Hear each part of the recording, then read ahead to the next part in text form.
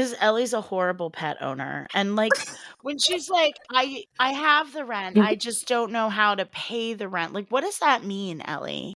She's like, I didn't know where your geotag was. I didn't know where to find you. I'm sure there was a better way than just hoarding the rent and making it late. But Ellie just seems like the type to wait and see. Mm-hmm. She's like, she sees Ferret Bueller chewing on cords. I don't Like, think let's that's see going to how be it a pans problem. out. It'll Yeah, be I don't fine, think. Yeah, we'll probably. see. I think it'll be fine. Sizzle, sizzle.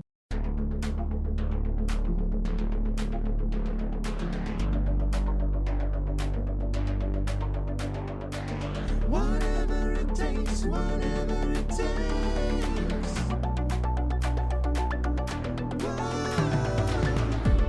Whatever it takes, whatever it takes.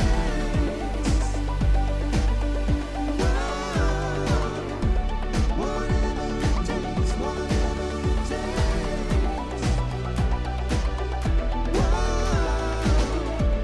Whatever it takes, whatever it takes.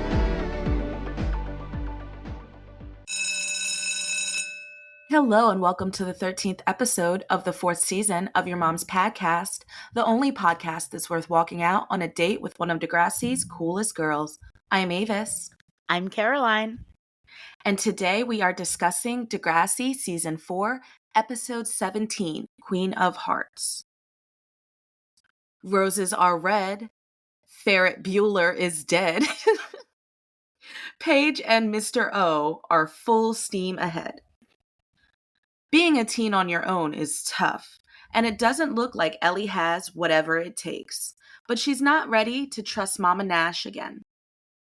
Over in the B plot, Paige thinks Mr. O is cheating on her because he won't let her come to his apartment, but it turns out he's just poor. And like the way that she's like your bohemian like man pad, like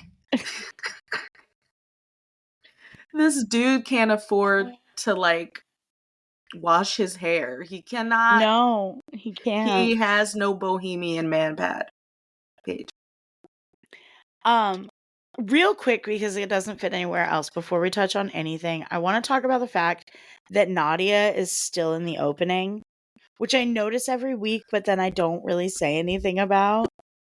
And like, have we seen Nadia at all in season 4? No. Which is a shame, because I bet that Jimmy could use somebody who's used to being in a wheelchair to talk to. That you got a point there. And also Nadia was just kind of interesting, and it would have been nice to see more of her. Yeah. No, I think that they She didn't I think deserve to that win they that dropped science fair, though. wolves. I think she's like, hey guys, wolves. Am I right? It's like that Good Place meme that's like, it comes from like Vicky being like, last night I had an idea. Needles. And Michael being like, that's it? That's the whole plan. Wolves. Wolves. Yep. No, I just think that they dropped the ball there. I think that it's funny how they like they're so quick to edit some people out, and then they're like, no, They were Nadia like, can just fuck stay. Kendra. Yeah, Kendra just gets, let's just zoom past. Fuck, they took off Terry. Like the minute her head hit that rock.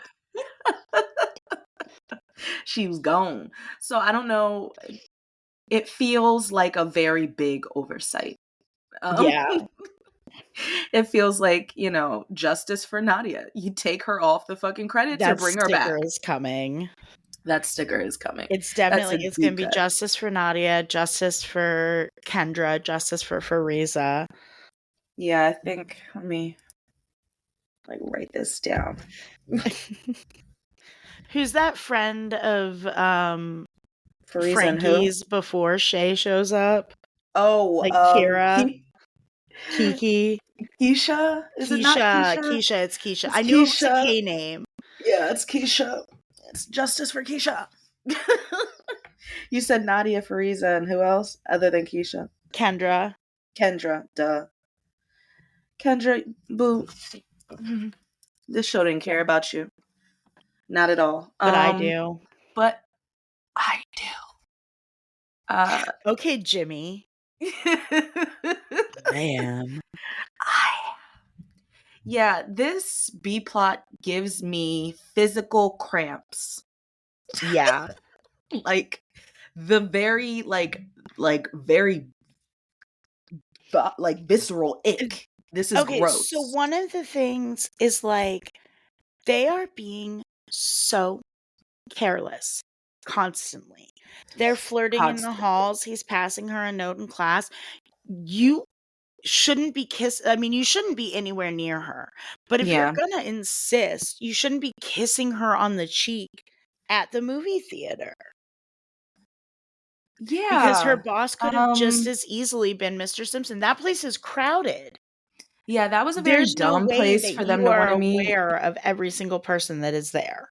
Yeah, the mall with a Cineplex or, you know, a movie theater attached in the early 2000s was the fucking hot like, how do you movie like school night or not? Like, I don't care. You don't risk that. You You go a go a couple town town over. over at Thank least. you, Carol. Or you sit in your apartment and you take weird pictures with paper bags on your head. Like, Or you do the normal thing that yeah. one does when having an illicit relationship. Relationship. You said relationship. That means I get to stay. Oh my God, I know. It made me want to puke. Paige, you are a child. Yeah, and he's like, I'm a student. Just like you. Except I live in a crappy apartment. Except you're a grown fucking man. Okay, no, like it's fine. Well, that too, yeah. I thought you were attacking his apartment status because he's a No. grown ass man for a second, and like No. it's hard out here. It's hard out here. No, But I'm like not date talking. somebody your own age. No, what I take issue with is the episode, you know, they play that little guitar strumming music that's supposed to make us feel like everything's okay now. The dun dun dun dun Yeah. dun dun, dun. Like, and they want us to feel like this is like, it's fine. He wasn't cheating on her. He just has a shitty apartment, literally because someone flushed the toilet through his ceiling. And he can't call you because his phone's shut off because he it's didn't pay his bill. dirt the dirt. I'm a student just like you. I just live. No, it's you are a student, but you are a college student. I don't care that you're poor, but like, I mean, I guess girls your age probably do care that you're poor. So like date cougars, dude. Don't date Paige. Don't date Paige. Don't date children that you teach. I mean, I guess it's not really fair for me to be like, hey, instead of being a creep, go get groomed by an older lady. go get an older lady. You go who be the could victim. who could be your mother. No, just maybe take some time for yourself, Matt. It seems like you got a lot going on. Maybe Right. stop trying to like encroach on a developing human brain and you realize that your human brain is still also developing, because I'm not saying he's not a kid, And like take a shower. Go he's a version of a stand kid, under but the leak in your ceiling. just get some moisture on that scalp Or rinse throw out some the baby grease. powder on it. Like if you're not gonna Yeah, take a either shower. soak it up or rinse it out. Let it rain and clear it out. I just have a problem with the fact that the show wants us to think that they're so similar, and how Paige says, well, you know, my brother's dating Marco. I'm not okay with that either. I'm more okay with that. Okay, here's But I have my why I'm reasons for more not okay with being that though. okay Like with their relationship. It's not I'm not really okay with their age, but relationship either, but I think there are a couple of factors worth considering. they were in school together. One is Dylan is not Marco's teacher in any capacity. Right. Two, they There's were in not that school power. together. Yeah. Three, when they started dating, they were both still high school students. Correct. And I mean, I think that is the oversight that, of course, we're not supposed to think about. Those things. We're just supposed to think about the age and the situation, which I don't agree with. Right. I think that there are so many other factors. Yeah, and I think we've discussed before that he's at max, you know, you're like 22 when you graduate. So he's maybe 19 to 21. Right. But I would lean more towards like 2021 because he could be at the bar as early as 19 Because it's Canada. because it's Canada. However, those eyes and that like I mean, weariness, I I would I say he could assume be at he's least in, like, 20 or his 21. final year. Yeah, so So right, I at think he's max 21, 22. 22. Yeah, Well, and you never know. He could have, like, a late birthday or whatever. Or an right. early birthday, I mean, or however it Yeah, he works. You know could, what I mean? Like, yes, he could be older or younger than the max age to be in your last year. Um I just either way you slice it, like we've said, it's not just the age, it's also the power imbalance. And right. But even taking out the teacher thing, okay, if you look at Marco and Dylan, let's say mhm, they didn't date while Dylan was in high school, like if they started dating right now, mhm. it would bother me more than it does as it currently exists. Well, yeah, because it's more of like they were in the same environment, they were equals, Right. and then they had an attraction. Um, and there was even because I know we talked about it a lot, maybe in the beginning of the season or the end of the last one, just about how much the years mean in high school, and that Dylan was Mhm. even saying, "You don't have the experience that I do, and maybe you need to date more people before you have a serious relationship because I like you enough to have a serious relationship," type thing. Um, But but not you enough might not not to be cheat on ready. you when I go to college. Mhm. Yeah, Dylan's a yeah. So I don't like that we're forced to like see them kissing, and it's like it is one of the more physically depicted like student teacher relationships. Right. And I think it's because he's of the situation they're presenting that he is her student, that he's a student teacher. Well, and like it's one of the things where I think Degrassi falls really short. And like it's not just Degrassi. Pretty Little Liars had Aria marry her teacher.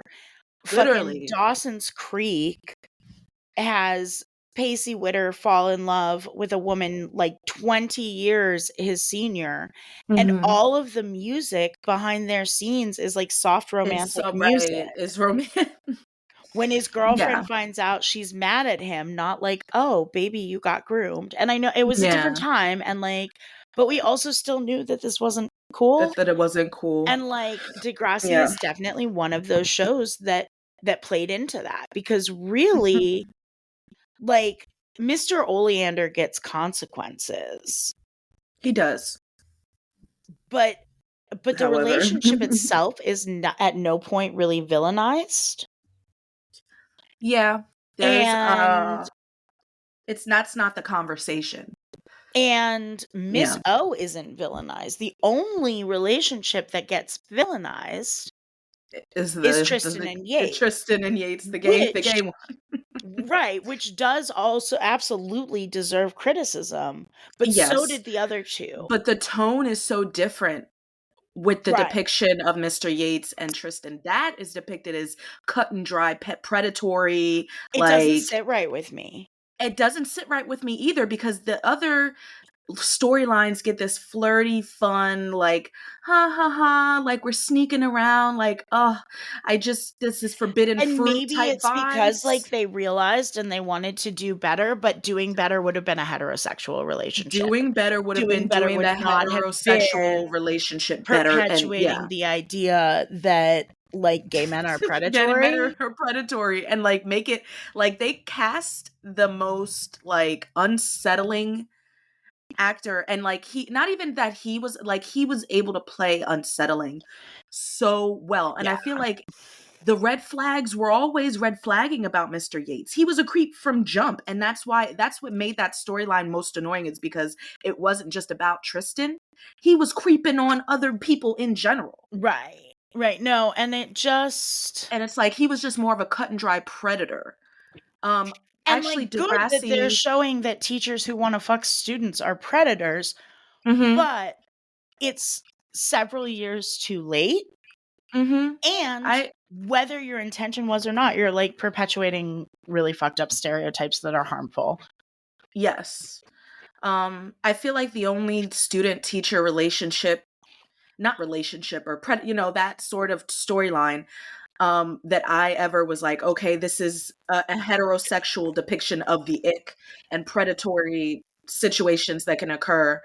Um, in Degrassi Junior High, they have this episode with Lucy and a substitute teacher who like takes an interest in her because he notices that she doesn't have involved parents and stuff.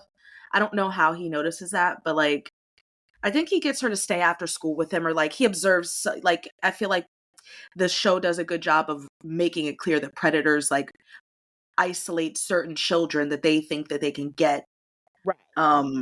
make a connection with easier for some reasons. So it's very cut and dry that like he is a creep.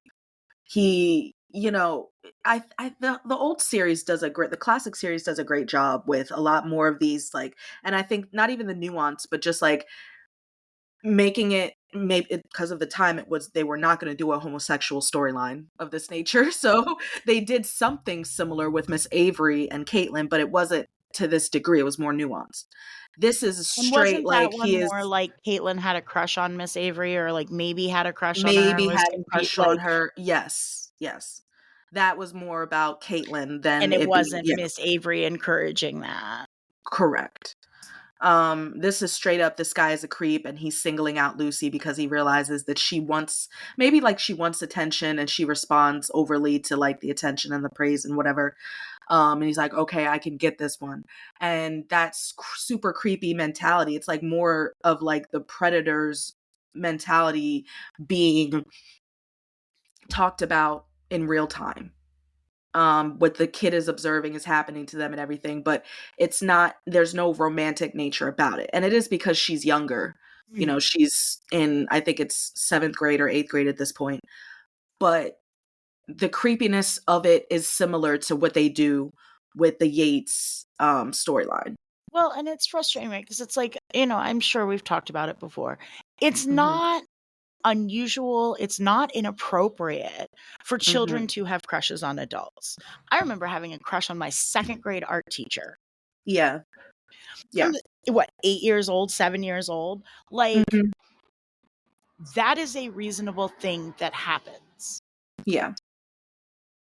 Teachers or other adults reciprocating those feelings is a thing that happens. It is not a reasonable, acceptable thing that happens. And it's frustrating. I rewatch a lot of 2000s shit. I'll just Yeah. be like, ooh, I'm going to watch Dawson's Creek, or ooh, I'm going to Mm-hmm. watch Seventh Heaven. And Mm-hmm. like, it's really disturbing looking back and seeing how normalized that shit was. Right. No, actually. Like, I think I told you there's like a Seventh Heaven episode when Annie's pregnant with the twins. Mm-hmm. And she goes to this birthing class, but like she got the day wrong. And so she goes accidentally to like the teen mom birthing class. Mm-hmm. And befriends a couple of these teen moms and brings them to the house to show them how to do mom shit. And neither of the dads is around. So she and Eric like get the dads to come around. And one of the dads is a man. Like, this girl is 16 and pregnant. She got pregnant at 15. Like, just turned 16. And this man is like at least 20. And Eric's like, you need to do the right thing and step up. And like, no, sir, you need to call the police. Right. No, that was something that happened so frequently in Gossip Girl that it was like stressful. They always had Serena in particular sleeping with like 45-year-old men. Mm-hmm. And she was no more than like, if she was 18, they had her. So the layout of Gossip Girl, the timeline of Gossip Girl is very convoluted. It's stupid. I don't want to talk about it really. But one of the main things is they let them go to college, but then they kind of stop letting them go to college. So it's unclear how old they are, but then they're like, okay, they were in college for 2 years. Let's make them adults now. It's fine. We don't need to worry about graduating. To college. Like it doesn't matter. They're socialites. They don't need school. So Serena goes from being like wearing a prep school uniform to like the season later, dating dudes that are old enough to be her father. Mm-hmm. And it's really creepy. And I mean, of course, Blake Lively doesn't look super, adolescent. She was in her 20s, but the character's not. Right. The character's supposed to be perhaps 18. And at worst, that's just the grossest power dynamic ever. And at best, I don't know if there is a best. Well, and my thing is, okay, so like, I don't necessarily have a problem with like if it were to start out romanticized, because from the point Mhm. of view of like, not a Lucy and Mr. Pedophile situation, but like a Paige situation, it feels like Mhm. romance to her. Right. And I don't have a problem with depicting that if what eventually happens is the point is driven home that like it wasn't romantic, it wasn't okay. Yeah, it was always a manipulation. It was always predatory. Um, And they yeah, definitely don't do that. that might even be powerful if Right. done correctly, because a lot of, people who have been in that situation don't realize that that's what's happening. And they Right. might even defend the situation because they're like, I was not a victim, you Dude, the know? number of men who have told me about losing their virginity as like young Mhm. teenagers to Yeah, to substantially older older girls. women, yeah, or girls, yeah. Definitely, same.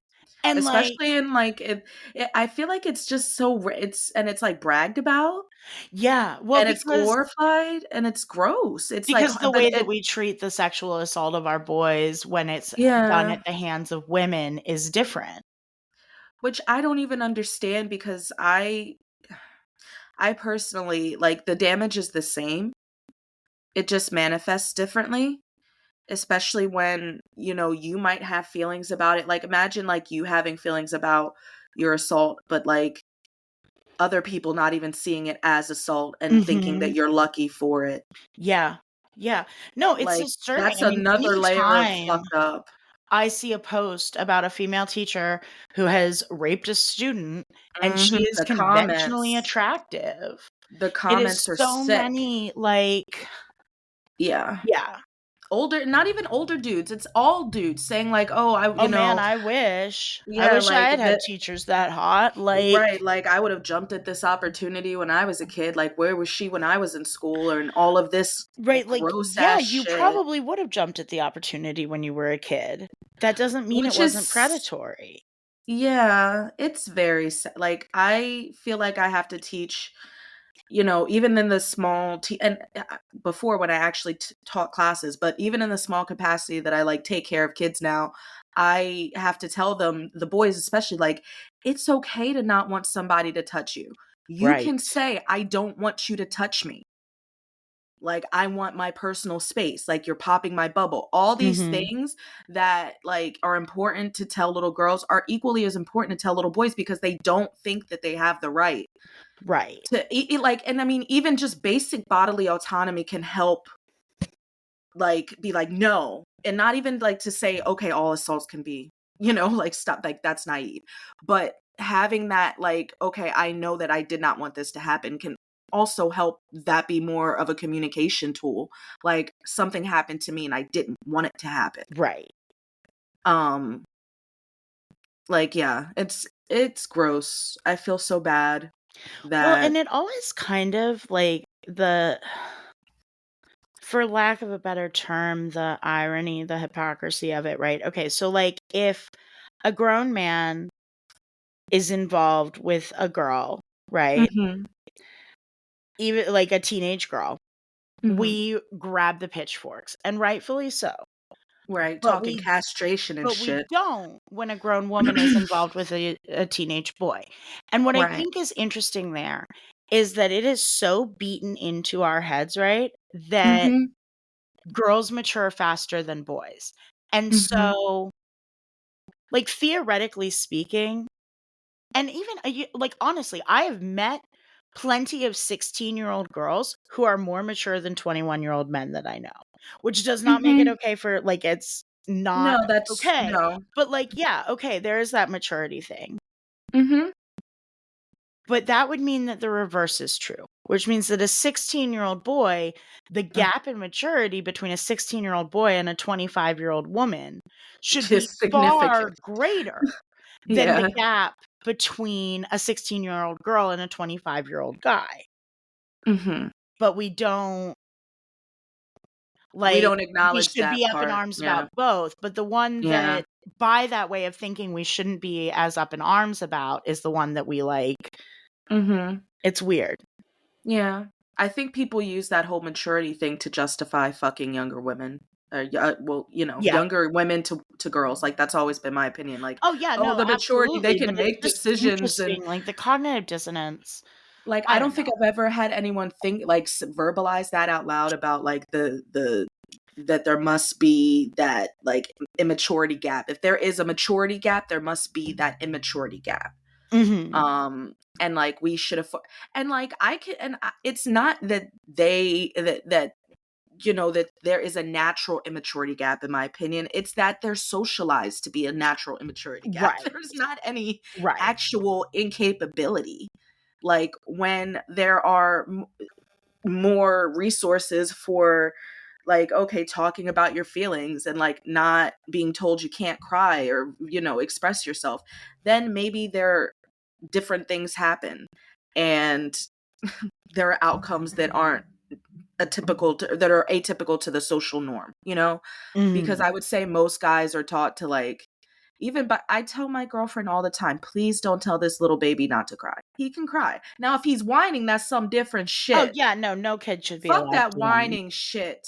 Fuck that whining shit. But if he's crying and he wants to express himself, because, like, I have a kid now, multiple kids actually, that just will cry before they'll do anything else, because that's their communication tool. That's the communication tool that kids have had since they were born. Like, think about it like that. Now, all I do in response to that is use your big boy words, use your big girl words, because that's like, Right. that's literally all it is like, okay, you need to use the communication tool that's appropriate for your age now. Not, you can't cry. Right. Don't tell your kids they can't cry. Mm-mm. That shit is rude. Yeah. It's super fucking rude. Don't do it. Just don't fucking do it. It's gross. Just teach your kids how to use their words, and eventually they will. And like, I'm not the boss of you. No, I don't have kids yet, but I take care of kids, and it is empowering to give kids the ability to communicate for themselves. Kids are naturally, like, helpful, and they naturally are, like, wanting to, curious and everything, but sometimes they lack the social skills that are needed, because they're little aliens, in my opinion, and they need to be told, okay, if you want something, then you need to communicate with your words, not crying.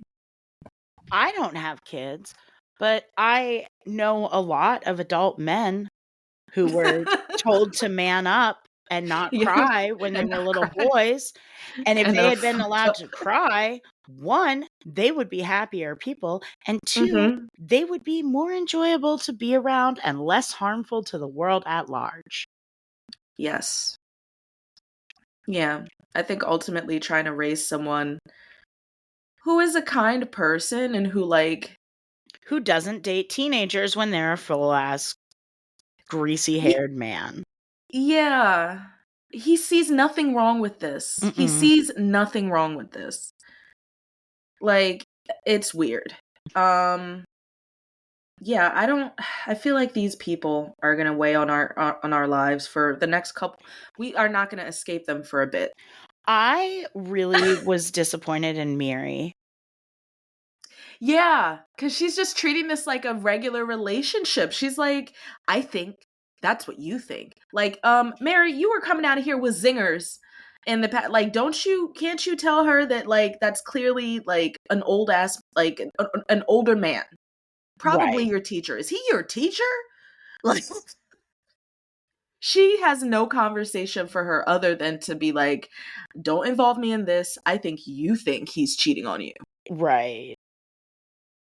That's what it's giving. Like, like, I'm not involved in your And drama, what she should be sweetie. saying is, Paige, that's a greasy grown ass man.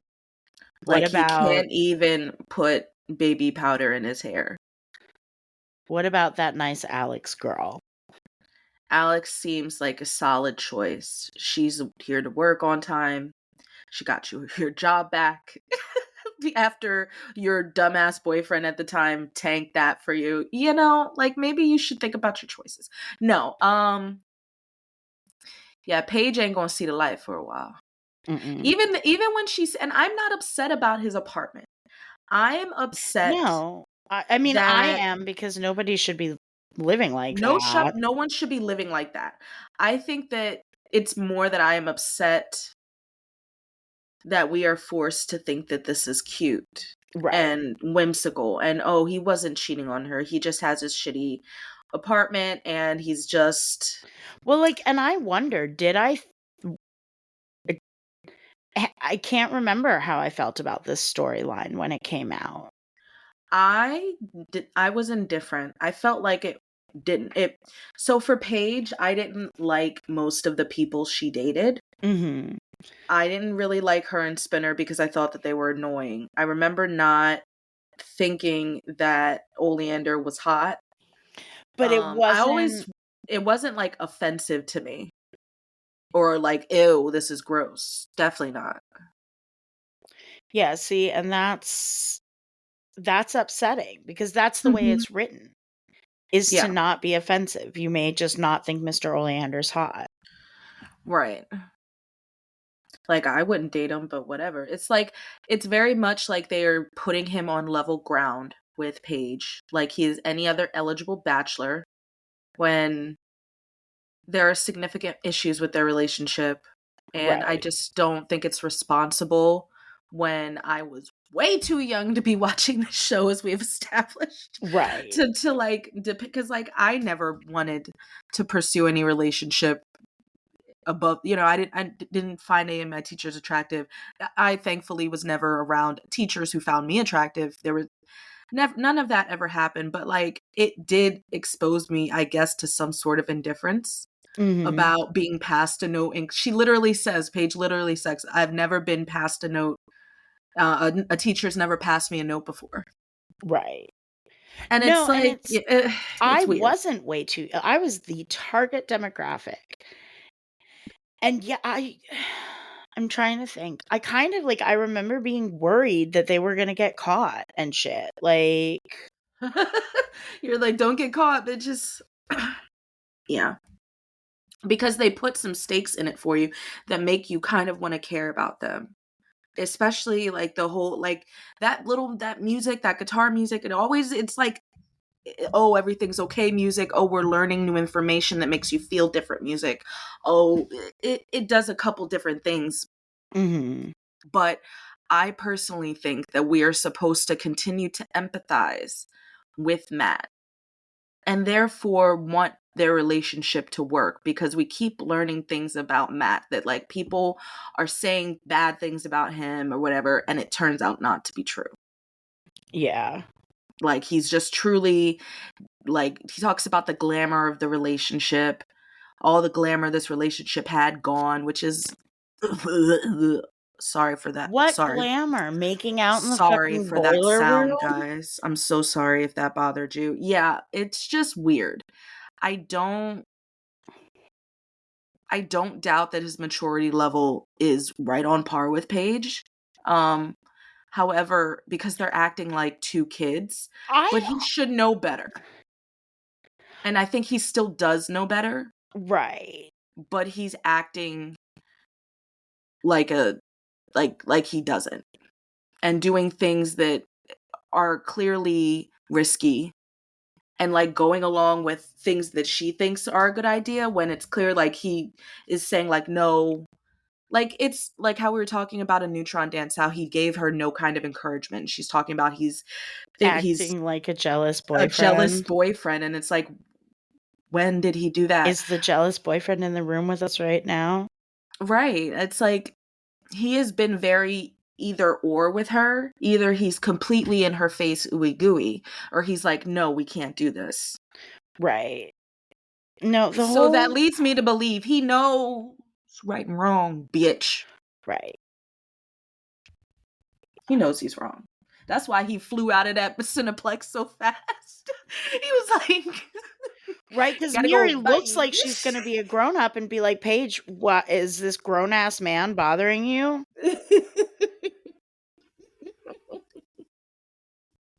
He's like, gotta put feet to the road, bye. And, like, even if he wasn't her teacher and too old for her and, like, a person who is afraid of shampoo, he's a lousy boyfriend. yeah, he's not.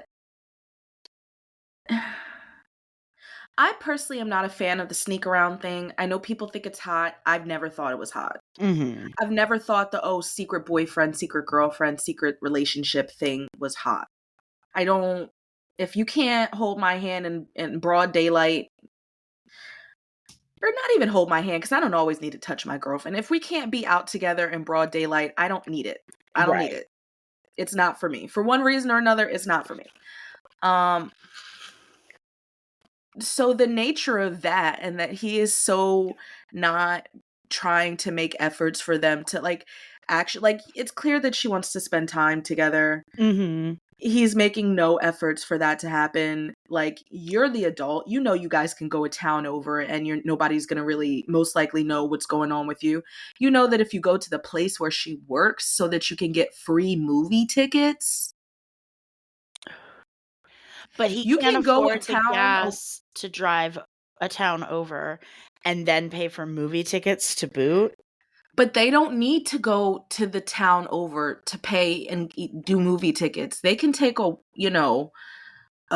train ride or some kind, because I know there's public transit, and then they can like go to a park or something a town over. They don't Right. need to like think poor, Matt.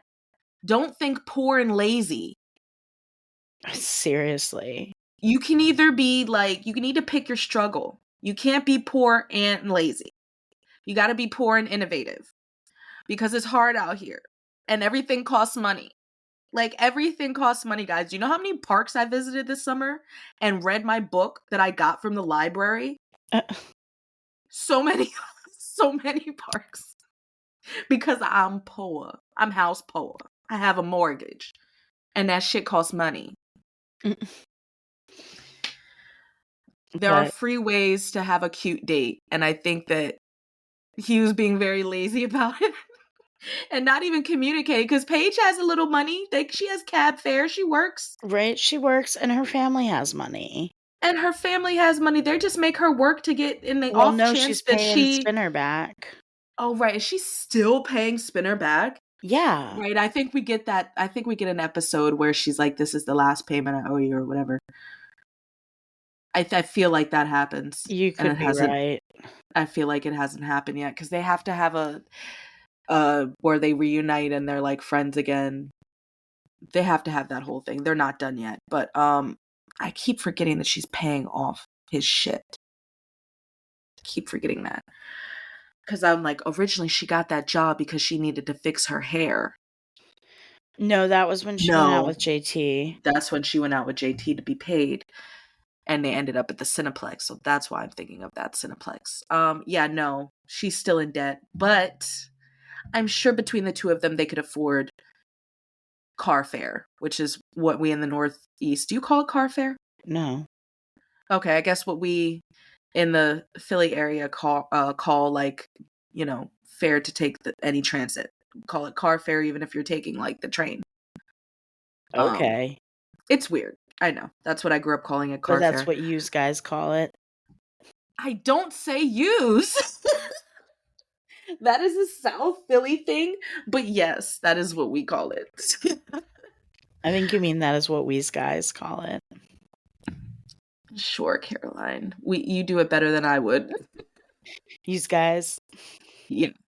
I see it. When you say it, I see the spelling.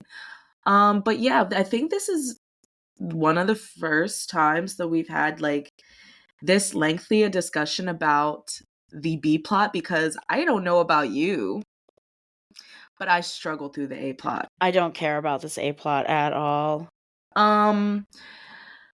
Well, it's gonna be of less consequence. I guess we had to. So, I mean, do we have anything more to say about Greasy, Oleander, and Miss Debutante Paige? Let me check my notes, because like that's the smart, responsible thing to do.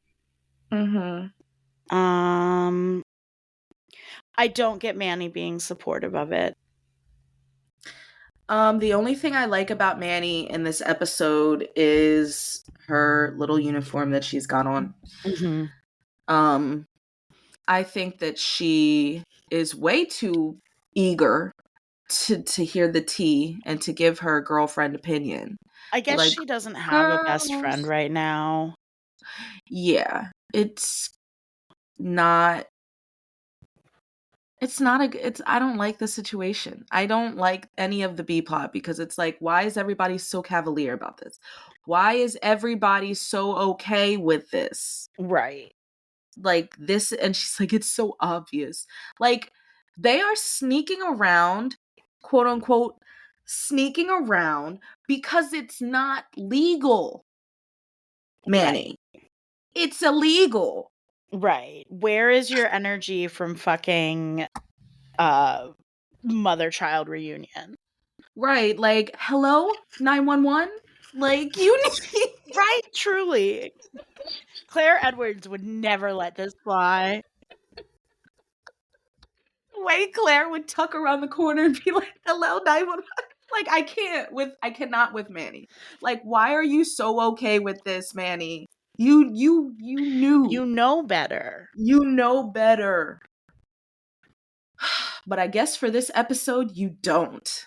No. So, you're just like, yep, because this it can't is fine. be Hazel. It can't be Hazel that you're dishing to, because Hazel will Hazel smack would you in be the like, forehead and exactly. drag Hazel you would to be your calling mother. everybody's moms, like we said Hello, the other day. moms. She'd be calling Mr. Oleander's mom, like, come get your greasy ass son. You know what he's been doing down here in Toronto, wreaking havoc. He has been running amok. Come and get Ask his him about his new greaseball ass. girlfriend. I mean, victim.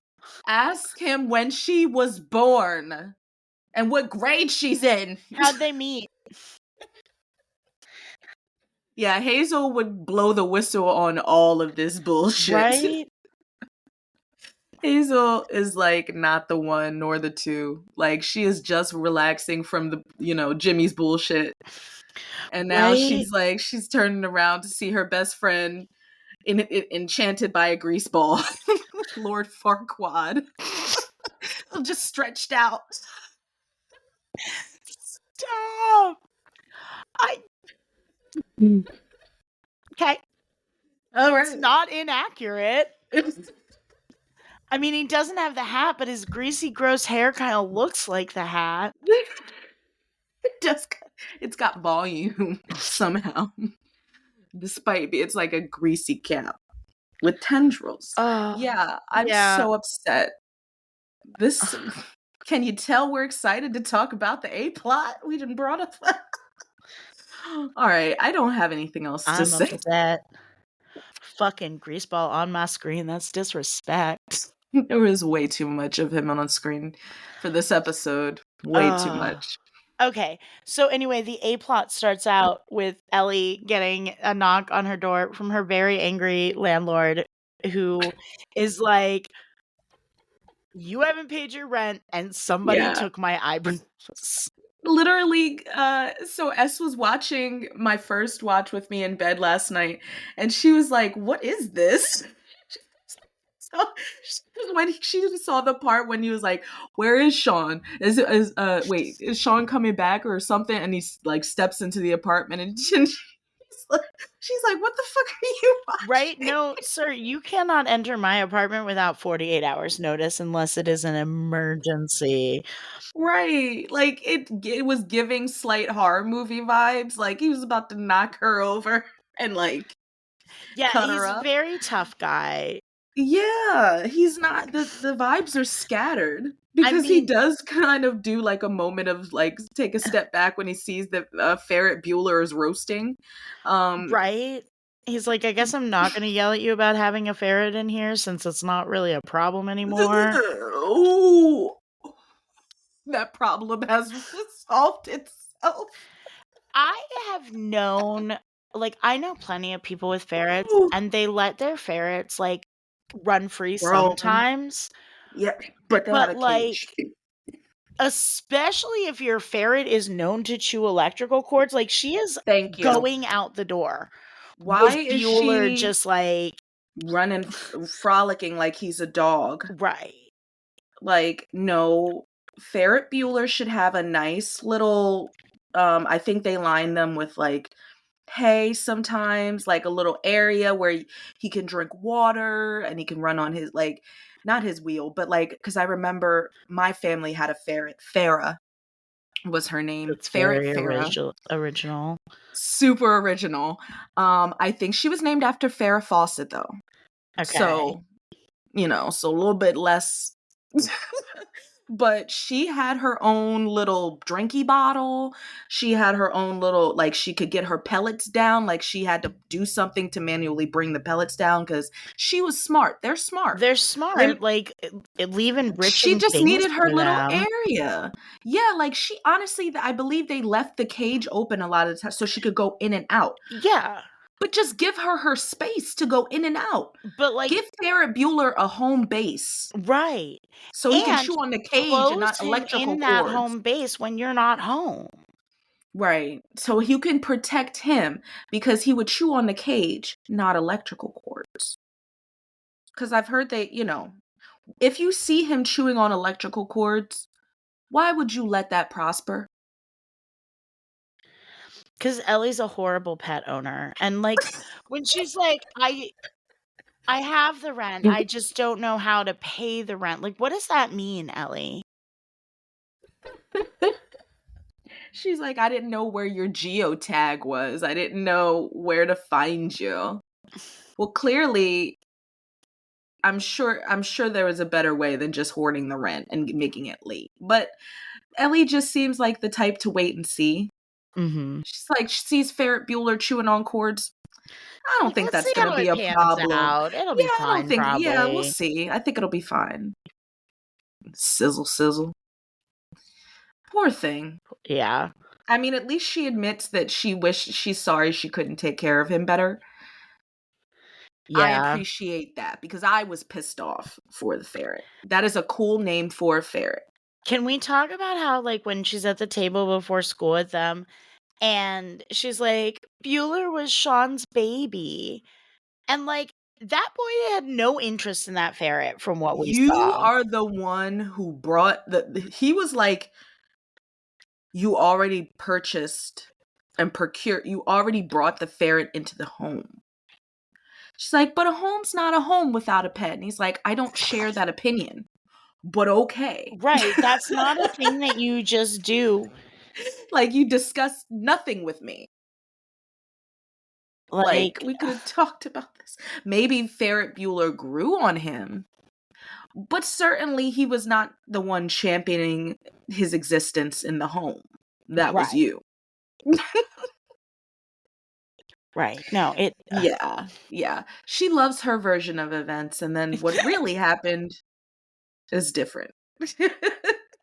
Damn, you just read her for filth.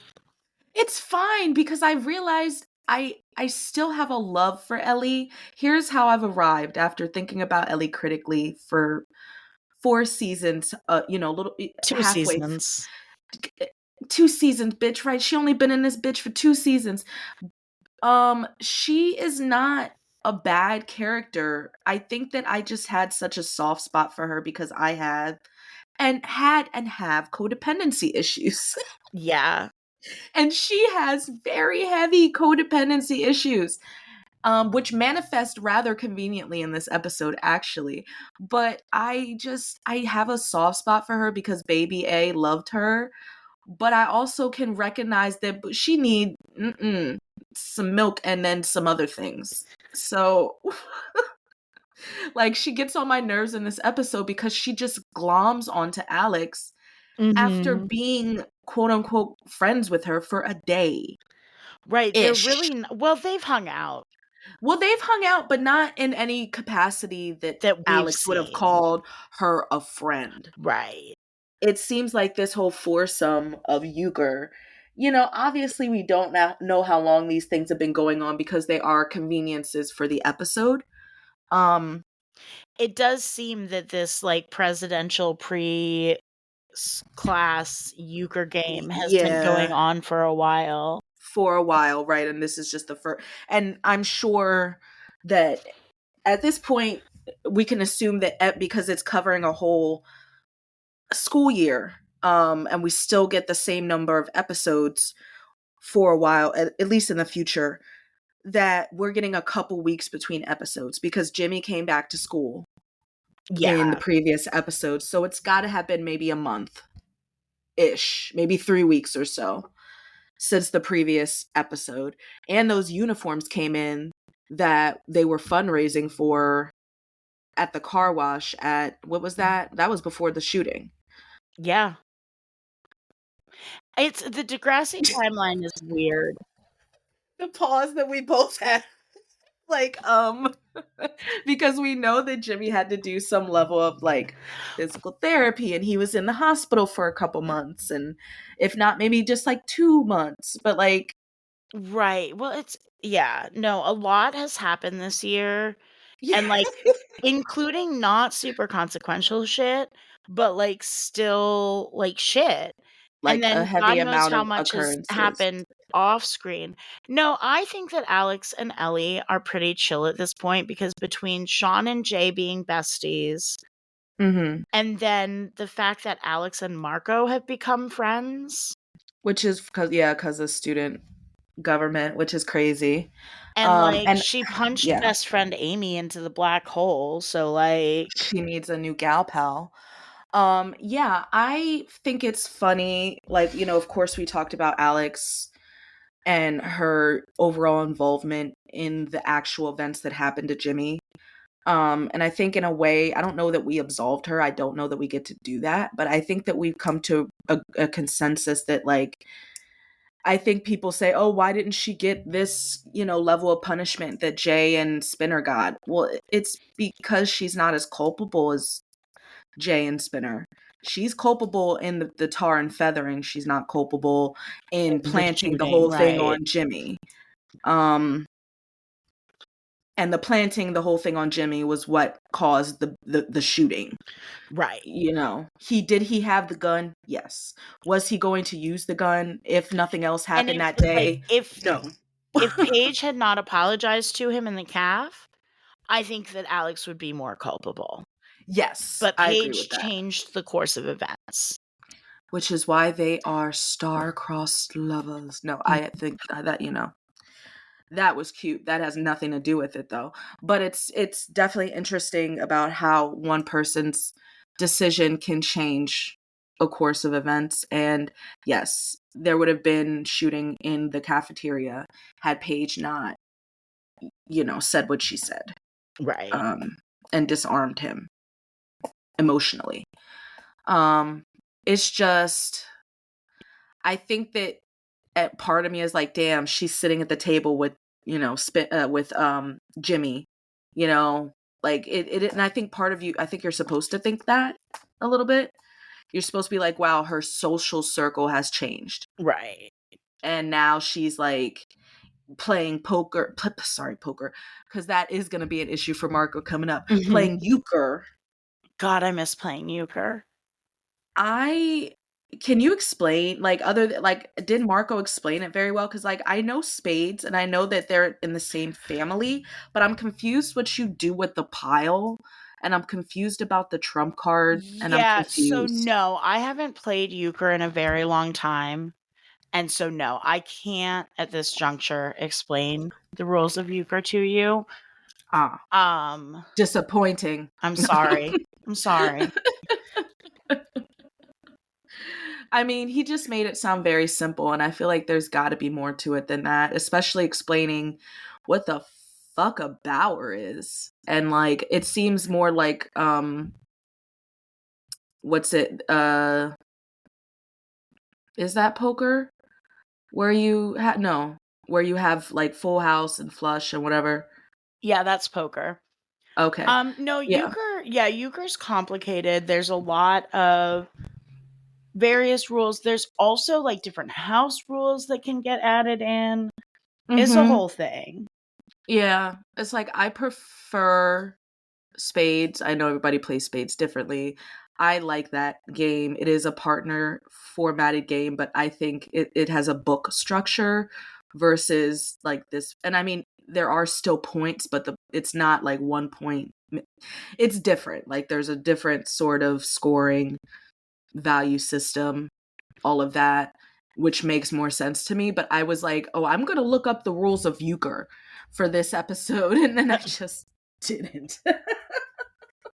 Because I'm like, I want to know how to play. But, maybe one day we will play because I've heard it is more common the further north you go. Okay, so here are ways that they compare. So in Euchre, so in spades, like the trump suit is always spades. Mm-hmm. In Euchre, Yeah. like the first thing that you do, and I don't remember how it goes, but it's like a bidding process. Yeah, And you that's bid in what spades too. determines. But that's what After the first determines hand. what's trump.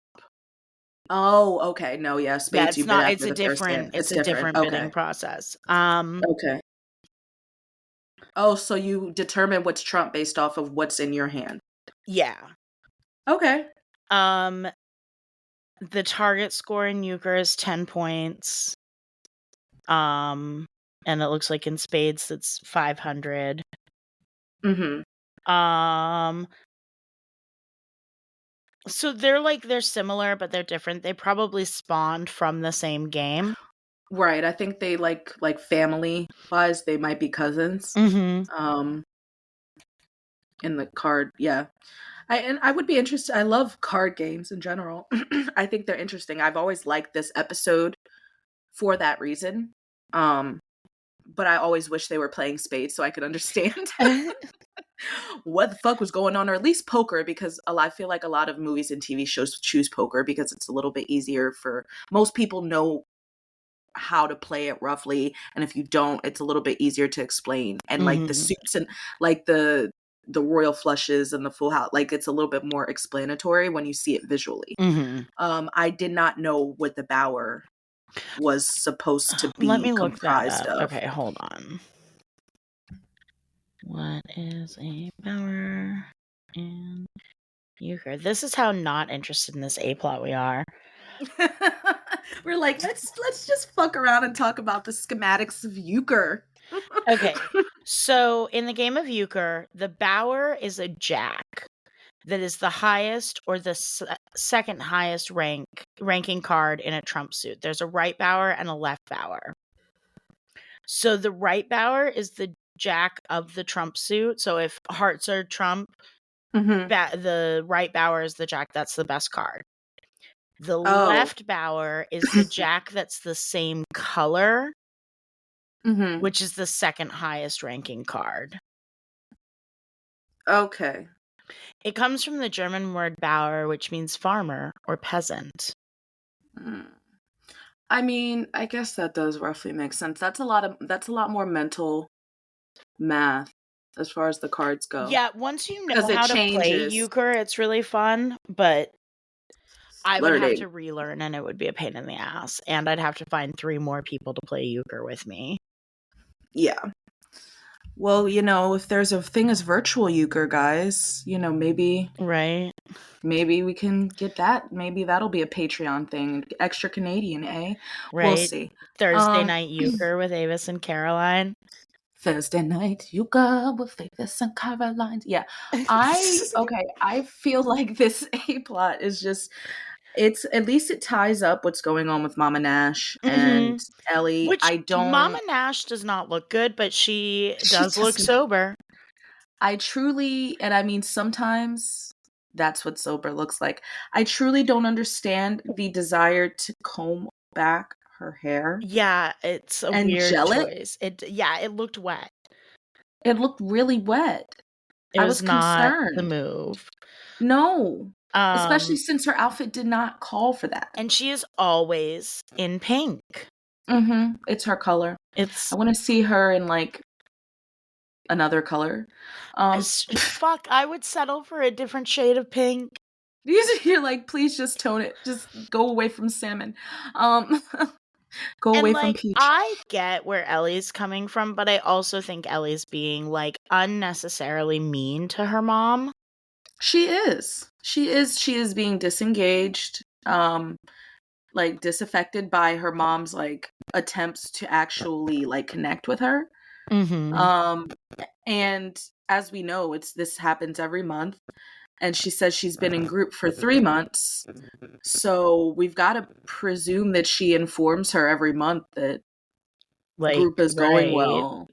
And this is most likely the similar reaction that she gets by that news. And like Ellie is entitled to her anger and her feelings and her distrust of the situation. And if you want people to grow, you have to give them room to grow. Mm-hmm. Yeah.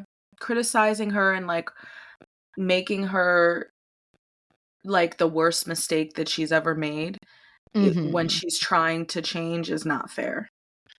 Yeah. And if you're not ready to have that close of a relationship with her yet because you're still resentful, that's fair. Can we talk about the fact that when she asks Alex to move in, she's like, well, we'll split the rent, or I won't tell my mom you live here. Your Yeah. mom, what's your mom have to do with this? Mm. You already told Mama Nash you didn't need her money. As I said earlier, there is the truth, and then there's Ellie's version of the truth. She is trying. First of all, she's gonna go back to her mom and be like, "I'm so sorry." No, she's not. No, she's not. No, she's not. She's She's gonna be gonna go back. she's gonna be Like, a she bitch would to go her, back to and her mom yes, and be like, I maybe didn't think things through, yeah, and I need a couple more months and to. I still need you to pay my rent, and you're still a drunk bitch. And her mom be like, "Okay." You're still a bitch for what you did to Claire Fisher. Like, okay, Ellie, I'll write a check. Right? Yeah, it's up. I'm upset. I'm upset. It feels like Ellie is doing the ultimate bratty, like she's Mm-hmm. going full brat. You never go full brat. I feel like Alex is just the mic check she needs, though. It's like, thank gosh Alex is there. She needs so much more than Alex, but I do. The way that Alex puts her in her place there is Because she's like, ill, beautiful. I'm gonna dust your codependence off of me. And I'm also going to remind you that, like, I get hashtag sad girl is your thing. Just kidding. It's 2004. We don't have hashtags yet. But, like, I watch my mom get beat, dude. Yeah, like you got it. Like, You your got a mom's parent trying who's actively trying to win you back. and You might paying want your rent to in the and meantime. and supporting you in the meantime, Like, right? my mom couldn't pay my rent if she wanted to. My mom can't pay our rent. Right. Yeah. Yeah. We just gotta know that Ellie is just. Does she come around? Sure. Did she need to be shoved into coming around? Yes. And I do think, like, it's reasonable to be like, yeah, I'm going to test you. I'm going to call you in the middle of the night because I I thought want to that make was sure reasonable. Yes. that you can be here. I totally thought that was reasonable, and I've always liked that Mm-hmm. part of the episode because that's the only part that I really feel she is justified in, because as a parent, I think that that's probably the one thing that you should be able to do is like be there for your kids whenever they need you. If you can. And it's like, if you don't have a physical disability, I'm not trying to be like, oh, blanket statement. But like for Ellie's mom, she used to not be able to show up for her like that Mm-hmm. because she was drunk or sleeping off, whatever. And she was not fit to drive a car. So I respect that being Ellie's like decision maker because that's something tangible. Like I am afraid that you will not be able to provide for me, that you will not be able to support me, that I will not be safe with you. Right. Like I would like to be safe. I would like to know that if I need you, you can help me. like if I was in a genuine emergency. I respect that. I feel like that's a genuine concern. I like though, like, that she's still, and I guess it's reasonable to be like, I'm giving 2 months notice here. Mm-hmm. So you can keep paying my rent for 2 months and Mm-hmm. doing everything you can to show me that you're okay. And Yeah. at the end of 2 months, if I believe it, I'll move back home. Yeah. Yep. Yeah, no, I think so too. And I mean, it does make me happy. Like, I think as far as Degrassi parents go, you know, almost burning down her kitchen notwithstanding, she's not terrible. Because we have some parents that, like, we just get more of. Well, and And she's not in my top 5 of once she terrible knows that parents. there's a problem, like, and Mhm. yes, she should have been aware of it sooner, but that's the nature of fucking addiction. Yeah. Once she is made aware of the problem and how big it is, Yeah. she takes herself right to rehab. And Right. she does the work, and she's doing the work. And, like, yeah, it would be great if she just wasn't an alcoholic to begin with, but that's not the situation. Yeah. No, I agree. Not that, like, this is not like a Mama Nash stan account, No, I just think that but give she is credit not, where credit's due. yeah, she's not in the ranking of the most terrible Degrassi parents because she's actually trying to grow, you know, from the situation And that being really would put her on that pretty list. patient and respectful of the fact that, like, Ellie has the feelings that Ellie has. Yeah, and continually gives her ass to kiss. She still is being patient and has her arms out. And I feel like a lot of that irritability that she had for Ellie before when Ellie would, you know, was related to the alcohol. Mhm. Like she has a lot of patience for Ellie, and even when Ellie is being you know, a brat, she is like, "Oh, Ellie, you called me down here for a test." Like, you know, like she would have flipped out about that. Right. And Ellie wouldn't have been able to be honest about why she called, like, but now Ellie's like, fuck it, I'm going to be honest about why I called you down here. And I think that's a growth from Ellie too, because she was very wishy-washy with her mom and walking on eggshells because she had to be. Well, and, like, also, it's not like she could have come, like, I mean, I guess she could technically, like, force Ellie to move home. But, Mm-hmm. like, she came home from rehab and she was like, "Okay, I'm going to pay your rent Mm-hmm. and I'm going to keep paying your rent. Like, I'm going to respect that this is what you're telling me that you need. But Yeah. also, I'm going to make it known that, like, not only are you welcome home, but I would really like you to come home. I Yeah. miss you and I'm doing better now and I can do better by you now. And I wish that you would let me do better by you now, you know? Yeah. And I respect that. I think she's handling shit really well. And she has since the end of Anywhere I Lay My Head. Mm-hmm. I agree. I feel like she is, it's like it's hard to do anything well, but I know people have said that the hardest job you can do is to raise another person, and I believe that. There's multiple ways that no one comes out unscathed, okay? Like, No, you're but gonna fuck your kid up. you're gonna fuck your kid up. That's just gonna happen.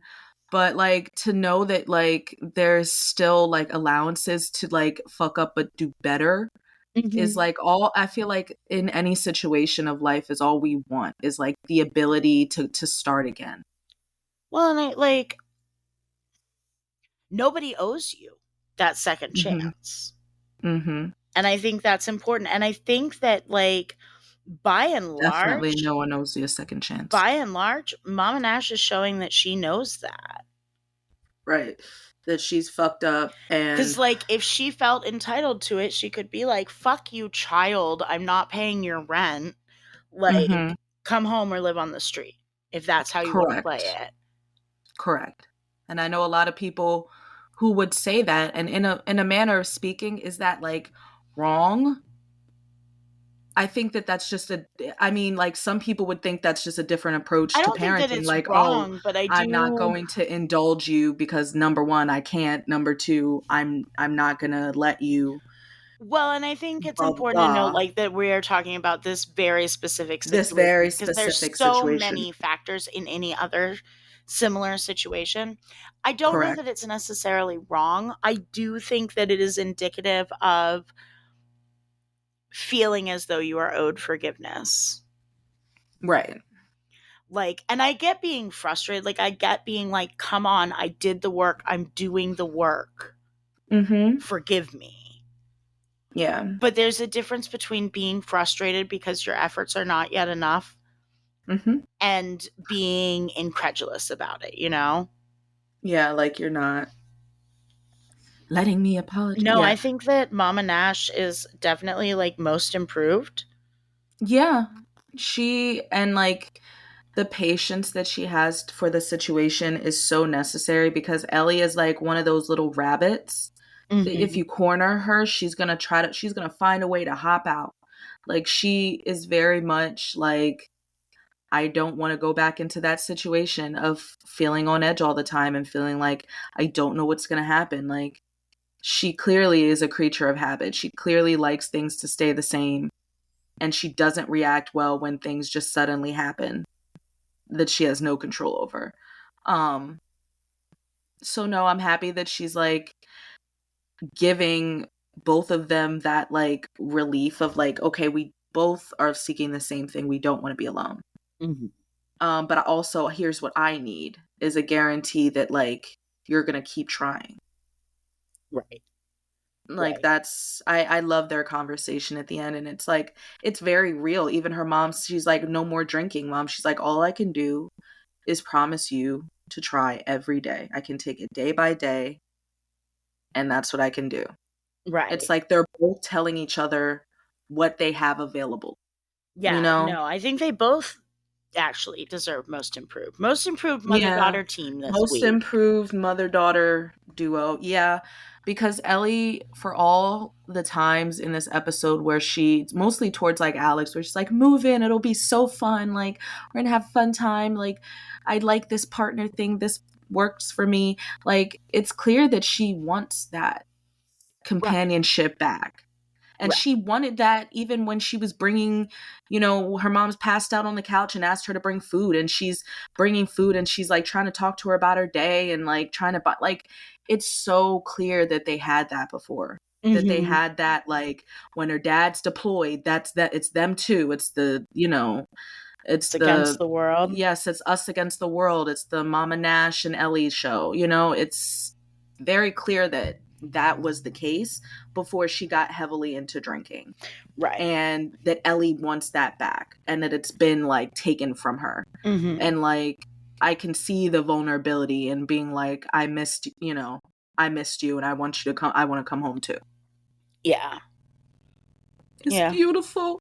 It is. It is. We're It healing it, over it, it here. makes you it Okay, well makes you maybe I really liked this A plot better than I think the end scene really saves the whole plot. Mm-hmm. It ties it up, but it makes you feel like growth is possible, like not even like honestly Ellie's mom almost burned down the house with her in it and they are able to come to Right. Right. and look at them today. No, yeah, I'm tearing up over here because like everybody's relationship with their mom is complicated, but I feel like the growth my mom and I have had in our relationship is immense, and like the way that we communicate and all that stuff today is there's just so Did much your more mom of almost a. burn the house down? She did not, but my mom was a wild thing. There was never any like specific like, oh, my mom did this wrong or anything, but it's like we definitely had times where we butt heads and like Yeah. and it just was not always the most healthy situation for Dude, either of being a us. daughter is hard. Being a daughter is very hard. Even when you're like your mom, because I'm like my mom in a lot of ways. Especially when you're like your mom. Are you kidding? Are I'm you like kidding? my mom, but Because I'm not then like my it's mom. like everything that they hate about themselves Mm-hmm. It's just walking around. is just like right. And then it's like Yeah, no, and like, yeah, God, Yeah. I don't ever want to be a teenager again. You can't make me. No, thank you. What I'm interested in is observing it from the outside in my home. I'm low-key excited, but I'm low-key frightened. This will be years and years and years and years from now, Pad fam, and I hope that I hope that you're here, Pasta fam. That would be really cool if we're like, hey, remember when I was talking about not having a child, and now like they're here. I mean, there are 18 seasons of Degrassi, but we'd have to slow way down. We have to pump the brakes. I mean, I'm cool with coming back for Although the the classic boiling once point, you know the what's wild is, okay, if we did Mhm. one episode per episode, It would take us. it would take us almost a year. It would be Yeah. 40 of the 52 weeks of the year. Yeah. That boiling point is going to test our sanity, Our sausterhood. our sausterhood, our faith. We may hate each other by the end of boiling point. It may just like be what like ends us. It's like Watch us get to the boiling point and be like, I love this. This is the best. Like we're just riding through a sunny field. Whatever it takes. Like dung da da dung da da dung. No, I was trying to do whatever the like the bump, pop punk. Oh, I don't know why I'm thinking But like we, like right like whatever a bouncing vehicle is more what I was thinking. Wagon? Like, yeah, like we're bouncing in the back of a wagon and we're doing the pop punk rendition of what. Whatever you don't it mean like a takes. prairie wagon. We're not pioneers. No, I mean a prairie. Okay, I mean so we're we're pioneers. We're pioneers. And we've got past to pioneers. We're past to pioneers. And we have got equipment to play the pop punk version of whatever it takes. Why am I picturing like the cover of like a fucking Little House book? Yep. And Ma just tucked her hair in her bonnet. You know, we're just bouncing in the back. Yep. Y'all They're can't like, see boy, it, but this we are thing- both just sitting here like bouncing. Bounce. Ding, Like ding, that ding, thing. ding, ding, It is ding, heavy ding, back ding, there. ding. It's more heavy than usual, huh, Paul? Yeah, y'all. But I think we surprised ourselves. At least I did enjoy it more than I thought. It wasn't painful. It was good. I mean, it was it's a never good episode. painful talking about Degrassi with you. No, it is never painful talking about it. Like, even if the episode itself was like, I'm like, okay, we're gonna jam about this. I mean, sometimes it's painful because like you have to talk about like I Know You, the real you. It makes sometimes there's maximum cringe. Yeah, I found that I had less fun watching the B plot versus the A plot. The B plot was like I couldn't look away. Yeah, no, the B plot sucks. It's painful. Bad B plot. A plot. Go up to your room and think about what you did. Scram! Just leave her alone. Okay, we're getting loopy. We are. It's the morning. Is there anything else in the A plot that we really need to cover? I do have one thing. Okay. How did Ellie furnish this apartment? She's got like a bar area in the back. She's got like a little table built-in. That's a built-in? Yeah, the bar area is a built-in thing, and we see it in our house too. I assume. Okay. Okay, so what I think is that Tracker Cameron left furniture behind for Sean Cameron. And then considering Sean like moved on a whim back to Wasaga to live with his parents where there's already his furniture. Stuff. Yeah, she packs up his like boxes of his shit, but he's not like, going to be like, I furniture. don't want my half broken coffee table. You know what I mean? I'm like, it just looks very impressive for like a first apartment that you technically don't even pay for anything inside of it. It's because she inherited everything inside of it. except for Ferret Bueller, who's now dead. Rest in peace. R.I.P. Ferret Bueller. Pour one out. Let's head on down to the fashion corner. Yes, a corner that is Lacking in season 4 as a whole, really. I feel like it's been a trend. It has. My first one is I like Ellie's first outfit.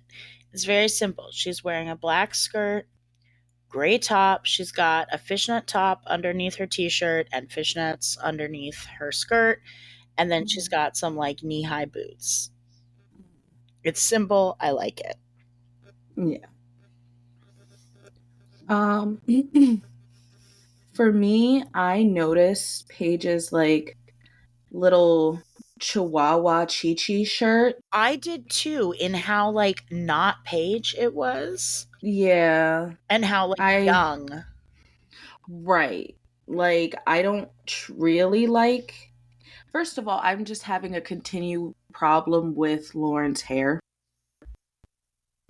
I don't like how teased it looks and how like not one, like it's not smooth. And so every outfit is thrown off and it makes her look a little bit younger. I don't know. It's a little weird. But yeah, that's like there's a bedazzled collar. I just don't. It's got words on it. It's got words grade and 9 anymore. Yeah, I personally don't really think, and is it because they're trying to make her look younger and emphasize that she's a kid? I don't think that they're that like cunning or calculated. And given the way that they present this relationship, I don't know why they'd be doing that. Right, shooting themselves in the foot is probably not on the agenda, but yeah, I that was a very bizarre outfit for me. My next one is Mama Nash at lunch in her pink sweater and which like the sweater's fine, but then her hair. Yeah, her hair, good golly. Miss Molly. Yeah. Her hair is just right, like I said, just a problem I have. Just a little conversation I would like to have with you, Miss Nash. Mrs. Nash, like, what are you doing? But I have an equally serious problem with what the fuck Paige has on when she goes to the Cineplex. Because it's just too many light colors. Yeah, it's like I thought at first that she was wearing like all tan, but then when you zoom in, she's wearing like a pale pink cowboy hat and a yellow shirt over a yellow white shirt over a white shirt. A gold. If it's catching the light gold, like that's my bad. But it looks like she has a gold necklace on and like a silver bracelet, which, given the other things she has on, is possible. And she also has these, I mean, very on trend baggy cargo pants with too many pockets that are tapered in a very weird way and also gathered just under the knee. Yeah, question mark. Weird. It's a weird outfit. Is there like a strap that she tightened for it to go go around her, like, because it's like right under, it's like at the top of her calf. It's weird. And then these shoes, I can't see a lot of them, but they look a little funky, like maybe they're gold and they've got some kind of wrapping design, like either it's like you can see her foot or there might be like some kind of cutout design on the shoe. It's not, and it's like a weird departure from the Chi-Chi shirt. I'm concerned. Well, she is trying to be incognito. Is that what this is? Because she just is like kind of a pastel cowboy. Yeah, no, cowgirl. It's not giving "Don't pay attention to me" at all. It's giving. She needs to borrow. You know what it's giving? What? Don't be suspicious. Don't be suspicious. That's what I was thinking. She needs to borrow. She needs to borrow Craig's trench coat because that would be better for this situation. As we say often here, choices were made. Choices were made. Yeah, so it's like super casual, but I like Alex's outfit where she's got like the cargo pants and just like a simple green hoodie over her normal top. Okay, but what are those, Caroline? Oh, I didn't see the shoes. Tim's were stylish at that point. I don't like these Tims. These Tims, I will post a picture of her leg on the socials when we drop this episode because these, my friends, are no's.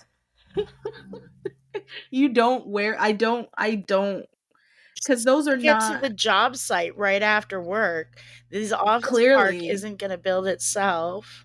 I mean, clearly, because I love her. I love the pants that she has on. It's very like her outfit, her vibe for a while is very Gwen Stefani. Yeah. I like the drop crotch pants that she's wearing. They, complement the hoodie. It's a cute cut hoodie because it's like cropped. Yeah, like she's rocking it. Her hair has grown out, so she's got this cute little cut, and it's all dark and nice. Yeah. No highlights. I think it's great. This is peak Alex. However, those shoes, I can't with those shoes, and I won't because she's got to go to a job site. All right. Anything else That's from it you? for me for fashion. I did have one accessory mention for Okay. Ellie's backpack, and I feel like I've seen this before, but I don't know why it's standing out to me so much in this episode. But it's like her red backpack that's like very cutely, it's like a little square. Mm-hmm. And I mean, it looks like it can fit the exact amount of books you need. And Yeah. like miscellaneous shit. Like it's not too much, it's not too little. Because like Marco's carrying a little case that looks like that's too slim. He could just carry like a book in there. Right. But I like Ellie's bag and it's red. I'm sure she's been carrying it at other points this season, but for some reason it captured me this episode. So Yeah. All You right. want to hit me with your first shot? Pew, pew, pew, pew, pew. Shots fired. Yeah, I'm gonna just be petty and I'm gonna fire a shot at Ellie for letting Bueller chew on electrical cords. Nice. My first shot is you named your ferret Bueller. Oh my gosh. And Mine then comes. Does yours come Jimmy's. immediately after? Yes. Go ahead then. Jimmy's, Alex, a heart, try to find one. My next one is Ellie to her mom. Just being like, yeah, I told Marco I'd meet him. Her mom's like, I miss you. And she's like, yeah, I have to meet Marco. Fuck you, Mom. It's like, bye, Mom, I don't care about you. I think mine is after that. When Mary says, want to make that permanent, in response to Paige saying she is off shift. Mine is before that, and it's Ellie again. If you're proud of me being independent, watch me go one step further. After this month, I won't take any more of your money. I won't need you, Mom. Not anymore. Her mom's like, and then she touches her head and she's got that huge fucking rock on her finger. Yeah. You can pay my rent, Mama. You can afford it. I have Craig saying, Marco, with your hair all big like that, you kind of look like Ashley. Does. Before that, I have he does. It's legit. Before that, I have Paige telling Manny that the reject twins are sick. Which, why am I just picturing like it's Heather and Erica and they're still like styled like the 80s and also like they're the video quality of the 80s? Oh my gosh, that would be hilarious. This show does, I mean, honestly, the level of which this show does not take itself seriously might allow for that. It could have been a good mini. Yes, it could have been a very good mini. I have got Hazel saying, you doing the nod of sleep is not attractive. I have Alex saying, move to Wasago with Sean if you're lonely, or suck it up and go home. Yes, I have right before that, I said, Alex says, and this is the horrible woman you hate? And right after that, I have the Hockey Boys Are Waiting, which it's a double shot fire just for calling them the Hockey Boys. Followed by, when you come back to the table, leave the sucky girl behind. And Alex is just rounding this out for me. My last one is Alex saying, "You're bugging me, Ellie." So mine, I have two more, and one is right before that, and it's her saying, "Relax, here, look at the pretty Look at the cards." pretty cards. Yeah. And then after that, when she says, "You really ought to believe in people more." Um, Yes. which I guess that's a thing we didn't really touch on in the A plot is, Yeah, their relationship. well, and just Ellie in general And not being able to like trust people. even though she gloms to them and is Mhm. honestly, that is a big thing about codependency. I won't lie to you. Trust issues is a whole thing. And if I were to psychoanalyze myself, which I don't want to do, I relate to that heavily though, wanting people around but not fully being able to trust that they're gonna like come through for you. She's definitely has like issues with people coming through for her. Yeah. And she would rather like not take that gamble or that risk Which ultimately. felt. Yeah, which is valid like salad. Like her mother literally has fucked her over in the truth telling department, and I think that she has just been very like strung along in a number of situations that dealt with dishonesty and stuff, and she is just not sure when it comes down to it that she is going to be taken care of. Yeah. Which is very, very understood by, I'm sure, both of us. So I'm sure all of you guys have had that moment too. It's like, hey, this is my rent, and I might have bet that in a very casual way, but I'm also not casually trying to be homeless. So can we, yeah. Can we not?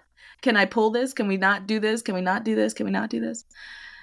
And Alex is just like, I am not going to lose my money and your money. Sit the fuck down. Right. Like, I got us. Like, we're good. Like, Like, trust me. You were wanting me to move in your house 5 minutes ago. Trust me. Yeah. so who shines this week?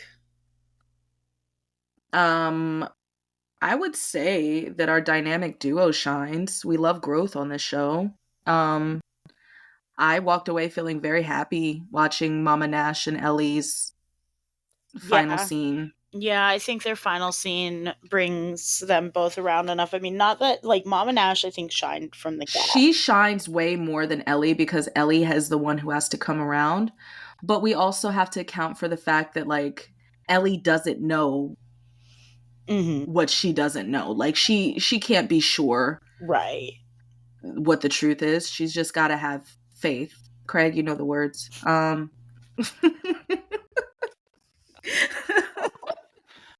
Yeah, so I think that they shot, equal different tiers, but we don't split hairs here. They both shine. We love growth. I'm gonna give Ellie's it to not Alex shining the too. whole time. I'm gonna give it to Alex too. Yes. Um, Alex is a real friend, and multiple times, even though they hadn't been like, okay, having this dynamic with each other where they're playing euchre as partners, she still protects Ellie and like, let's not use all of your rent money, like, here's the strategy, and being very like clear cut with her about like, hey, this is not going to be a big sleepover. Like, this is real life. Like, you have issues, I have issues, but your issues seem like, somebody's trying to help you work on them. pedestrian. And then your issues seem pedestrian and you need to suck it up and go home. Or go to a Sega. I'm not the boss of you. And yeah, no, I think Alex definitely shines.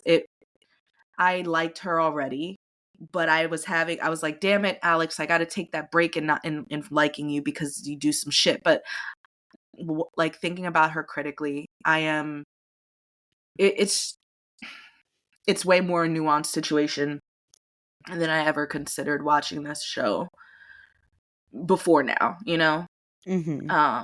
just watching way more closely. But yeah, she definitely shines in this episode. I would say I